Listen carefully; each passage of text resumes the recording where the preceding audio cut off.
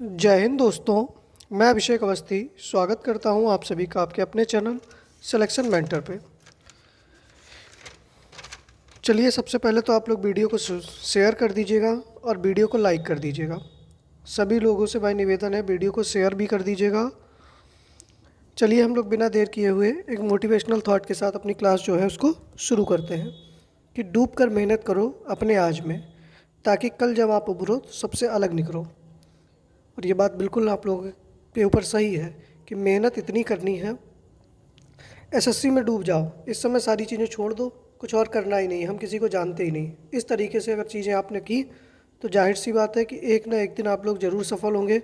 और जिस दिन आप सफल होंगे ना, सारा ज़माना आपके पीछे होगा, आपके मोहल्ले के लोग, अरे बहुत अच्छा पढ़ता था बच्चा, बहुत तारीफ़ करेंगे। लेकिन अभी अगर आपके पास कुछ नहीं है तो बहुत सारे ताने भी मिलेंगे। ठीक है, चलिए, अगर सभी लोग तैयार हैं तो फिर क्लास जो है उसको शुरू किया जाए। पहला प्रश्न है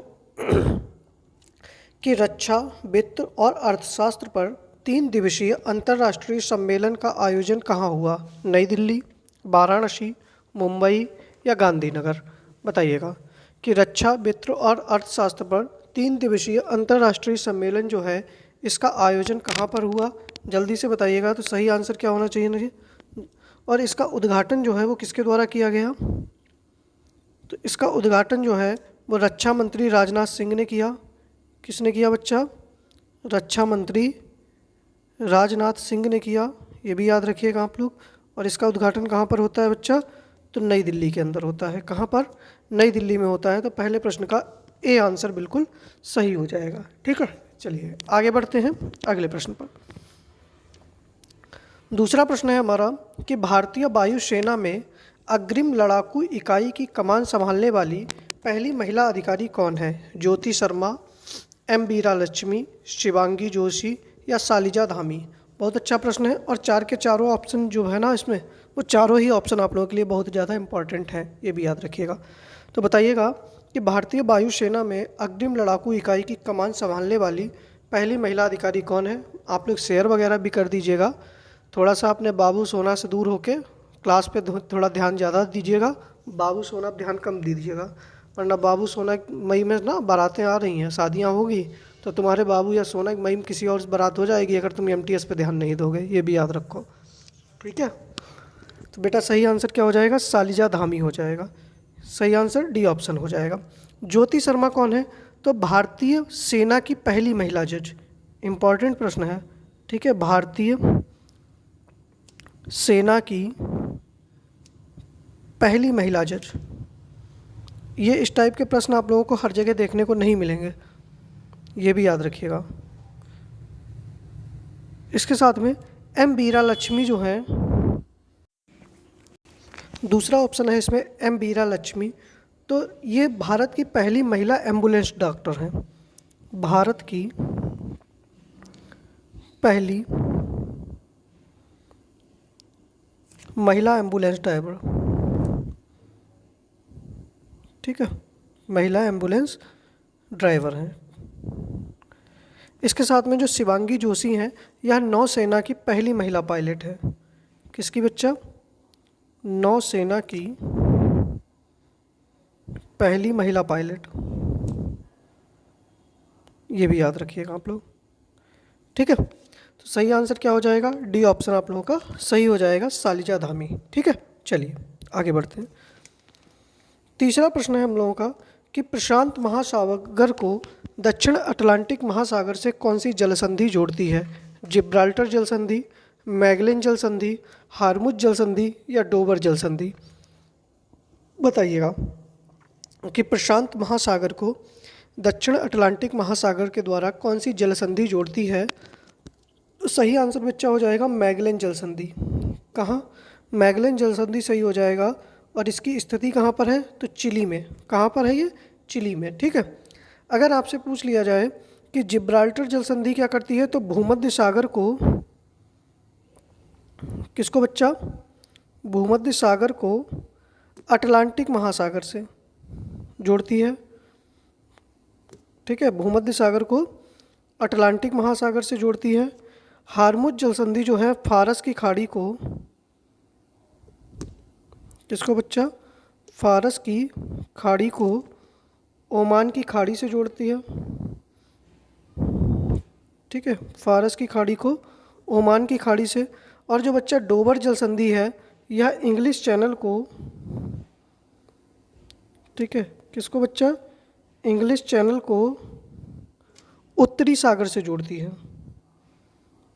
इंग्लिश चैनल को किससे जोड़ती है बच्चा, उत्तरी सागर से जोड़ती है। बाकी प्रशांत महासागर को दक्षिणी अटलांटिक महासागर के द्वारा मैगलन जल संधि के द्वारा जोड़ा जाता है। ठीक है, तो तीसरे प्रश्न का बी आंसर बच्चा सही हो जाएगा। आगे बढ़ते हैं। देखिएगा, थोड़ी सी एनर्जी आप लोग समझ सकते हैं, तबीयत नहीं ठीक थी, तो थोड़ा सा आप लोग माहौल बना के रखिएगा, तो 1-2 दिन में सारी चीज़ें नॉर्मल हो जाएंगी, फिर क्लास जो है हमारी फिर से उसी तरीके से चलने लगेगी। बताइएगा कि भारत आयात निर्यात बैंक की स्थापना किस वर्ष हुई, मतलब एग्जिम बैंक की स्थापना कब हुई, पूछा जाए आपसे, तो 1 जनवरी 1982 को, 2 अप्रैल 1990 को, 2 अक्टूबर 1975 को, या 1 सितंबर 1956 को, बताइए वो। तो भैया एग्जिम बैंक की स्थापना कब होती है बच्चा, जल्दी से बताइएगा।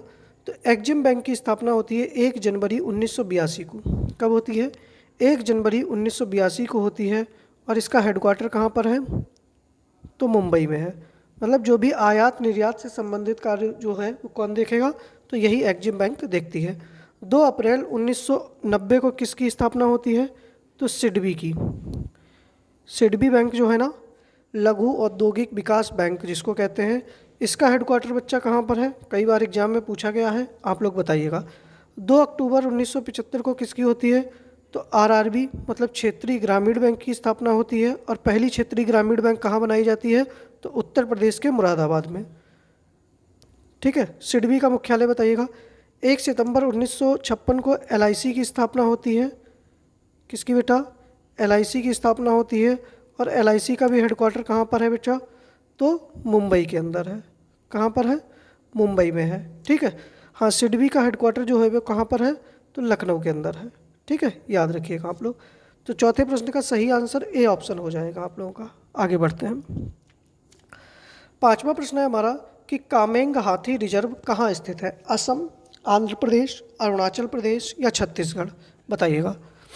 कामेंग हाथी रिजर्व जो है वो कहाँ पर स्थित है, जल्दी से बताइएगा। क्योंकि मैंने आप लोगों को पढ़ाया था कि दुनिया का लगभग 60% हिस्सा हाथियों का, विश्व का 60% हाथी अकेले भारत में रहते हैं। ठीक है, तो कामेंग हाथी रिजर्व जो है वो अरुणाचल प्रदेश में स्थित है। कहाँ पर है बच्चा, अरुणाचल प्रदेश में स्थित है। ठीक है, अच्छा, असम में कोई हाथी रिजर्व है, तो याद रखिएगा शोनितपुर। कौन सा है, शोनितपुर हाथी रिजर्व है। बाकी यहाँ के आप लोग बाकी सारी चीज़ें बता सकते हैं जो नेशनल पार्क वगैरह हैं। आंध्र प्रदेश में एक हाथी रिजर्व है जिसका नाम है रायला हाथी रिजर्व।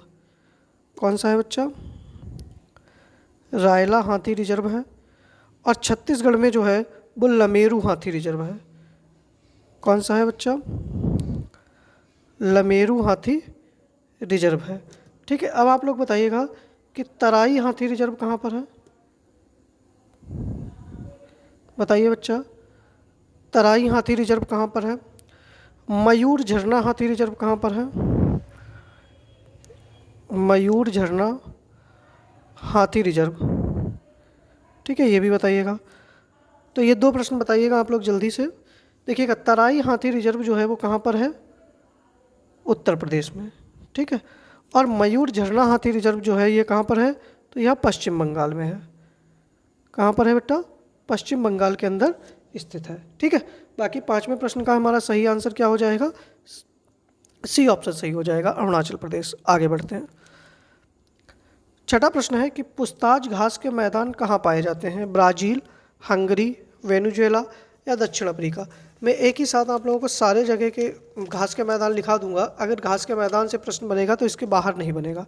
ठीक है, तो देखिएगा, पुछताछ घास के मैदान हंगरी में पाए जाते हैं। ब्राज़ील में जो है वो कैंपोस घास के मैदान पाए जाते हैं। किसके बच्चा, कैंपोस घास के मैदान। वेनेजुएला में लानोस घास के मैदान पाए जाते हैं। दक्षिण अफ्रीका में बेल्ट्स घास के मैदान पाए जाते हैं। ठीक है, इसके साथ में अगर आपसे पूछ लिया जाए कि न्यूजीलैंड में कौन से घास के मैदान पाए जाते हैं, तो कैंटरबरी, कौन से होते हैं, कैटरबरी पाए जाते हैं। ठीक है, उत्तरी अमेरिका में कौन से घास के मैदान पाए जाते हैं? तो प्रेरीज घास के मैदान पाए जाते हैं। ठीक है, अगर आपसे पूछ लिया जाए यूरोप महाद्वीप में कौन से घास के मैदान पाए जाते हैं, यूरोप के साथ में थोड़ा सा एशिया का भी हिस्सा लगता है, तो स्टेपीज।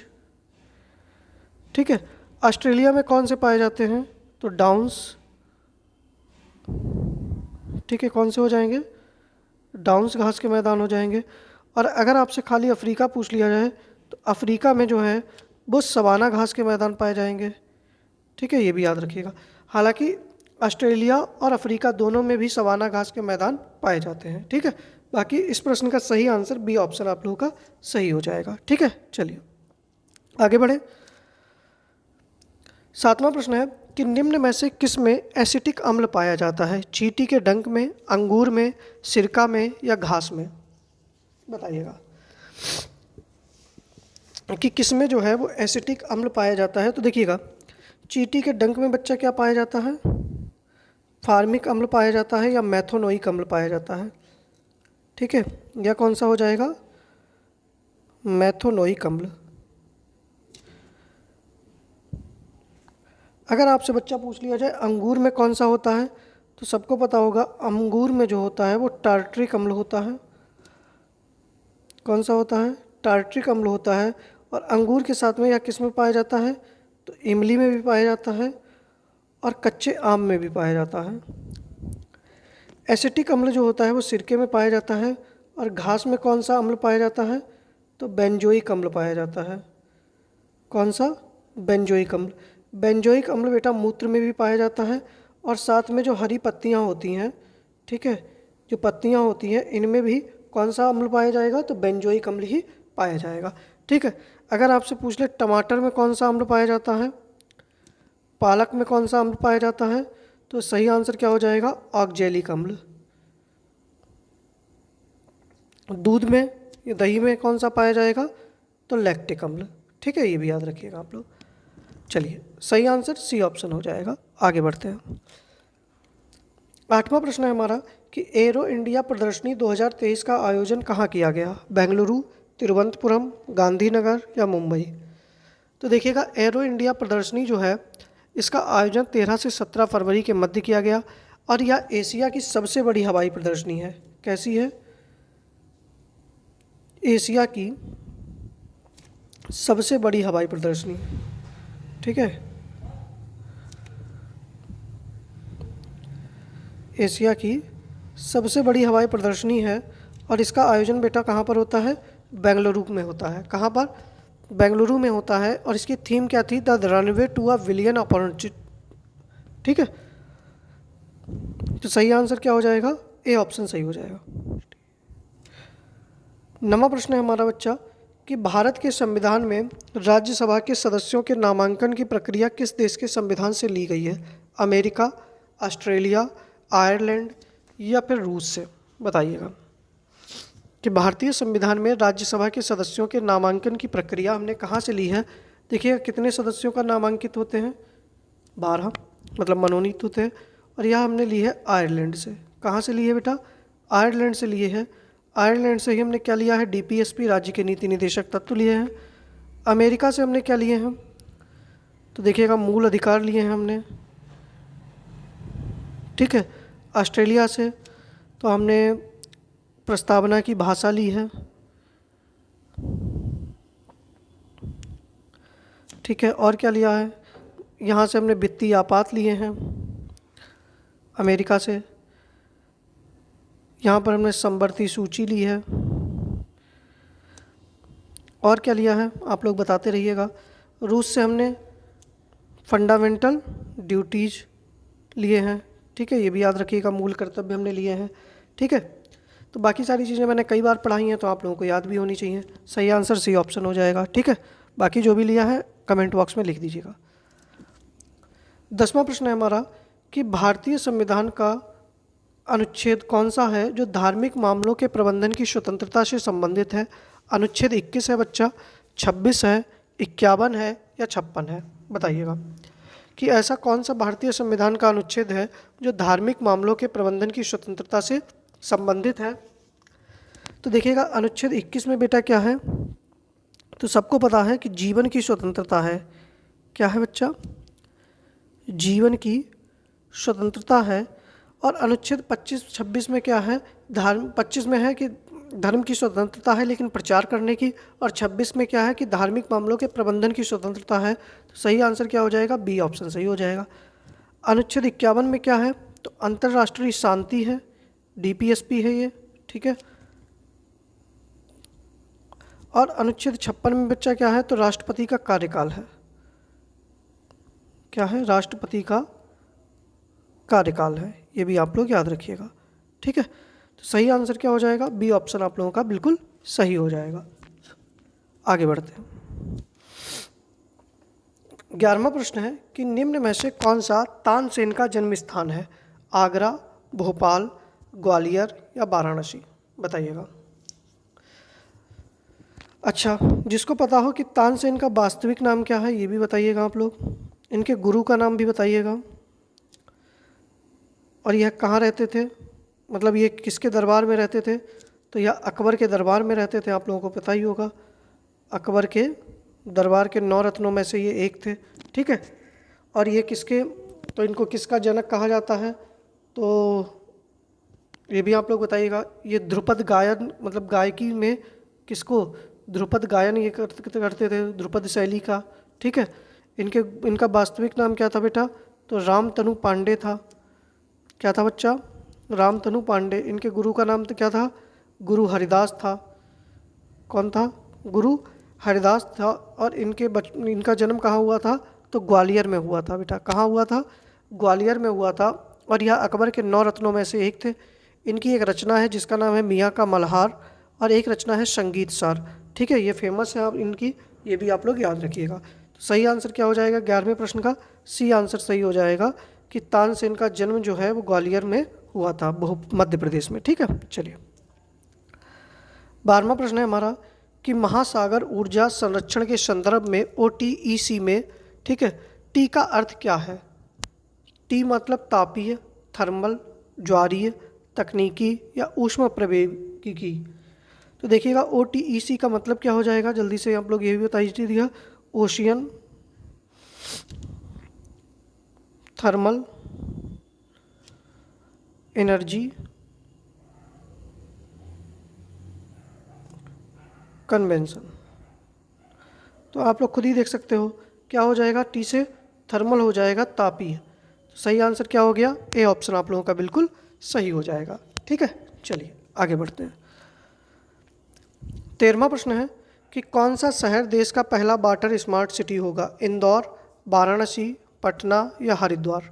बताइएगा कि भारत देश का पहला कौन सा वाटर स्मार्ट सिटी होगा। तो 13वें प्रश्न का सही आंसर बच्चा क्या हो जाएगा?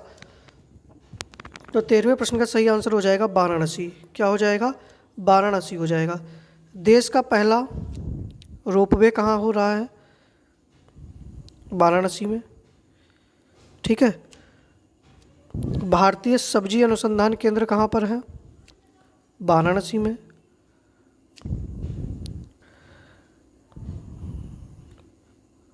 BHU है यहाँ पर, केंद्रीय विश्वविद्यालय, जिसकी स्थापना कब हुई होती है?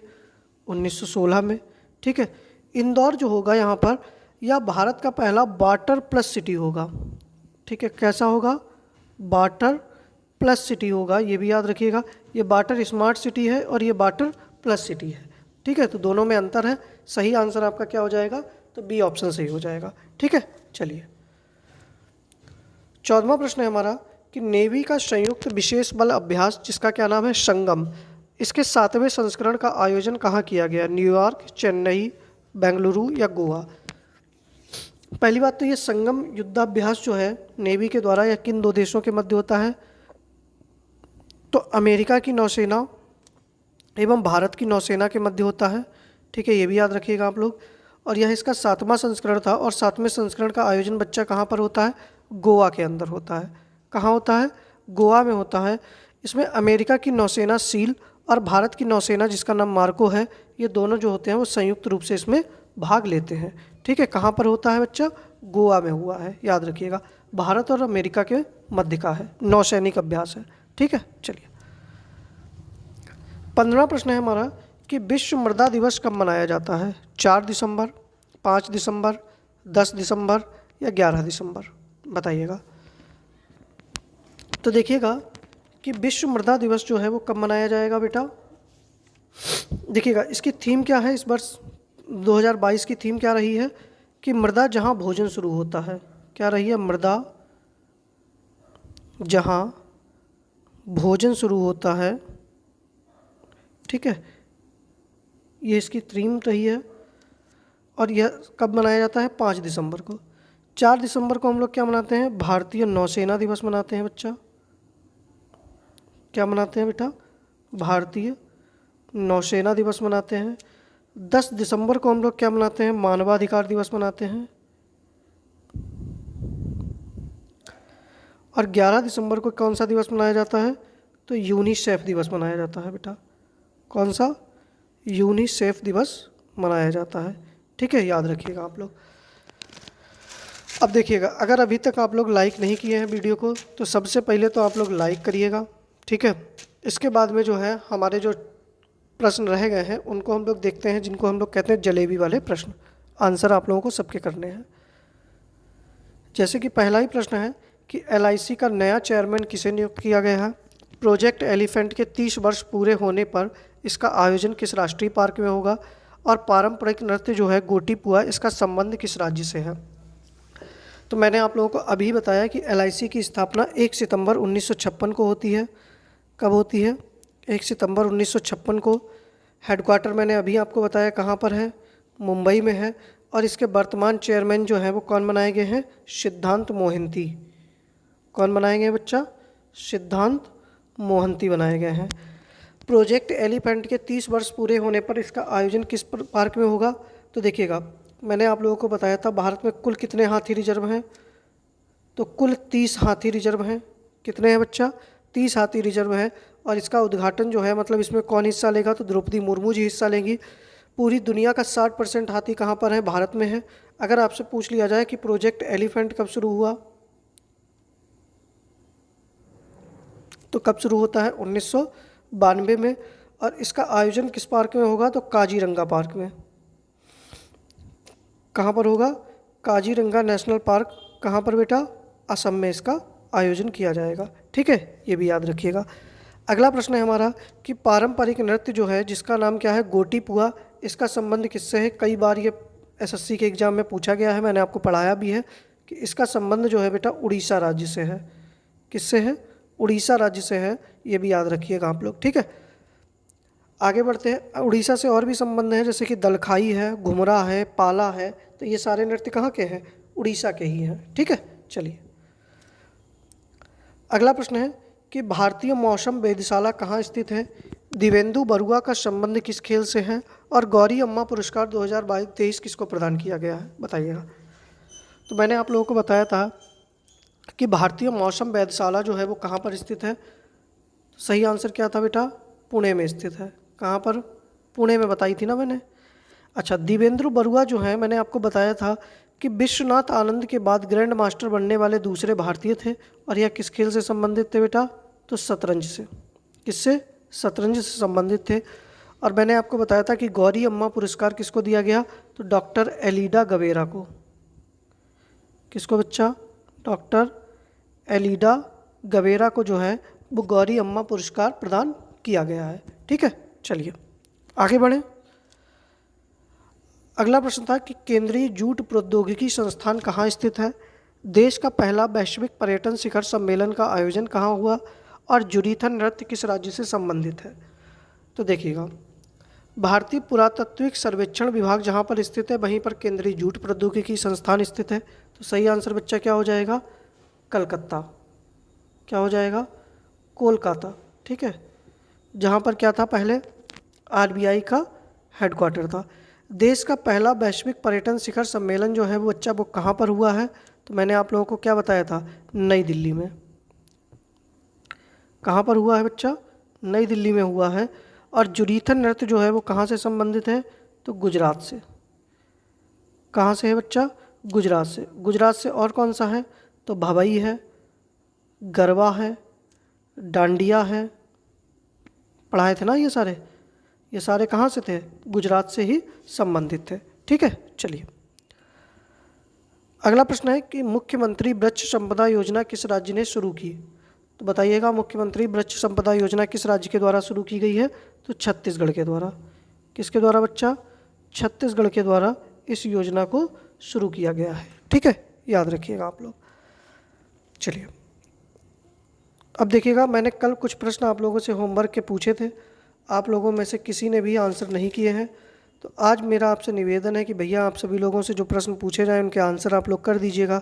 ठीक है, थोड़ा सा ज़्यादा सही रहेगा। कि आना सिक्के किसने चलवाए थे? ठीक है, आना सिक्के किसने चलवाए? आना नामक सिक्के। ठीक है, इसके साथ में दूसरा प्रश्न है कि बदरमा वन्यजीव अभ्यारण्य कहाँ पर है? कौन सा बेटा? बदरमा वन्यजीव अभ्यारण्य कहाँ पर है? ठीक है, तीसरा प्रश्न है कि यशांग महोत्सव कहाँ मनाया जाता है? कौन सा बच्चा? यशांग महोत्सव कहाँ पर मनाया जाता है? तो इन 3 प्रश्नों के आंसर जो है वो आप लोगों को वीडियो ख़त्म हो जाने के बाद में सभी के आंसर आप लोगों को करने हैं। ठीक है, बाकी अगर भैया वीडियो पसंद आई है तो वीडियो को लाइक कर दीजिएगा, चैनल को शेयर कर दीजिएगा, सब्सक्राइब भी कर लीजिएगा। ठीक है, थोड़ा सा आप लोग सहयोग करिएगा, साथ दीजिएगा, तो आप लोगों को प्रश्न जो है वो एक प्रश्न जो है वो ज़बरदस्त प्रीवियस ईयर अच्छे तरीके से करा रहे हैं। आप लोग जब किसी भी एग्ज़ाम में या कोई भी पेपर देंगे तो आप लोगों को पता लगेगा कि क्वेश्चन का लेवल क्या था और किस प्रकार के प्रश्न थे। ठीक है, तो बस आप लोगों से बस इतना ही सहयोग चाहिए कि चैनल को सब्सक्राइब कर लीजिएगा और रोज़ 8 बजे जो है क्लास से जुड़ना ना भूलिएगा। बाकी हम लोग मिलते हैं अपनी नेक्स्ट वीडियो में। जय हिंद।